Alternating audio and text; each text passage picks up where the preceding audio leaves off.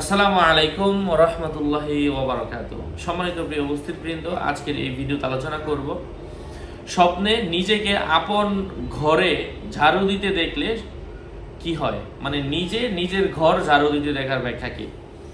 আলোচনা বুঝতে সাথেই থাকবেন। যারা এখনো চ্যানেলটি সাবস্ক্রাইব করেননি, সাবস্ক্রাইব করতে ভুলবেন না। ভেরিফাই চ্যানেলের ডিসক্রিপশন বক্সে ক্লিক করলে আমার পেজ এবং আইডি আসবে।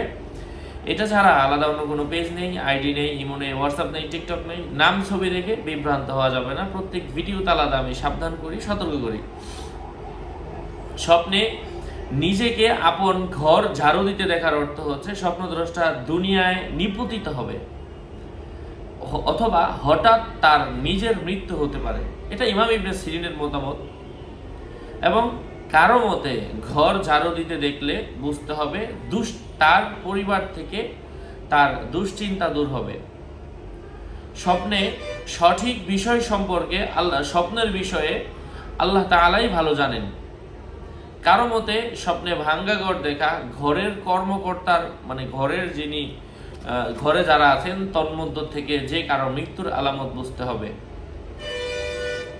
বাড়ি ঘর এই স্বপ্ন দেখার অর্থ হচ্ছে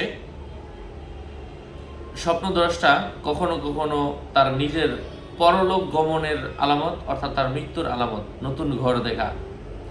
কারো কারো মতে ঘর দেখা আবার তার জন্য ভালো, মঙ্গল। যাই হোক, স্বপ্নে কারো কারো মতে বাড়ি ঘর দেখা উত্তম স্ত্রী অথবা স্বামীকে বোঝায়। এবং এ বিষয়ে আল্লামা ইমাম ইবনে সিরিন রহমতুল্লাহি আলাইহির নিকট জিজ্ঞাসা করা হয়েছিল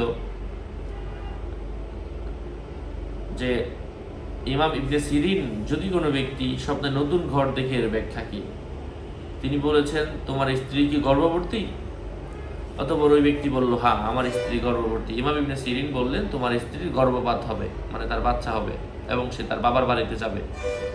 তো ভবিষ্যতে তাই হয়েছিল যা তিনি বলেছিলেন। যাই হোক, এই বিষয়গুলো নিয়ে আরো অনেক ভিডিও রয়েছে আমাদের চ্যানেলে, আপনারা দেখবেন, উপকৃত হবেন। ঘর দেখার ব্যাখ্যা কারো কারো মতে বিয়ে, কারো মতে মৃত্যু, কারো মতে সুসংবাদ, কারো মতে দুঃসংবাদ। এটা আসলে ব্যক্তি বিশেষের ক্ষেত্রে বিভিন্ন অবস্থার মধ্যে পরিবর্তন হয়ে থাকে। একই স্বপ্ন আপনি দেখলেন, আমি দেখলাম, কিন্তু আপনার অবস্থা অনুযায়ী একটা ব্যাখ্যা হবে, আমার অবস্থা অনুযায়ী ব্যাখ্যা হবে আর একটা। যাই হোক, আল্লাহ বোঝার তৌফিক দান করেন। আসসালামু আলাইকুম ওয়া রাহমাতুল্লাহি ওয়া বারাকাতুহু।